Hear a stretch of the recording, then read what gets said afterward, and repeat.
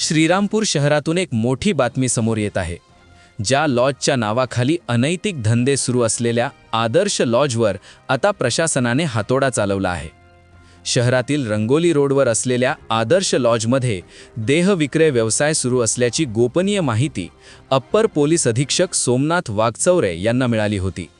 4 September 2025 रोजी पोलिसांनी टाकलेल्या छाप्यात मॅनेजर धीरज बिंगले याला रंगेहात पकडण्यात आले होते. मॅनेजर आणि त्याचे साथीदार गरजू महिलांना पैशांचे आमिष दाखवून या दलदलीत ओढत होते. धक्कादायक बाब म्हणजे जानेवारी 2024 मध्येही या लॉजवर कारवाई झाली होती, पण मालक आणि चालकाने आपला मार्ग सुधारला नाही. शहरातील मध्यवर्ती असलेला हा आदेश लॉज श्रीराम मंदिर, जैन मंदिर आणि नुरानी मशिदीच्या अगदी जवळ असून या परिसरातून जाणाऱ्या शाळा कॉलेजचे विद्यार्थी आणि भाविकांमध्ये भीतीचे वातावरण होते. वारंवार गुन्हे घडूनही सुधारणा न झाल्याने अखेर जिल्हाधिकारी अहिल्यानगर आणि उपविभागीय दंडाधिकारी यांनी या लॉजचा परवाना रद्द करण्यात आला असून 9 फेब्रुवारी 2026 रोजी प्रशासनाने अंतिम आदेश काढले आहे.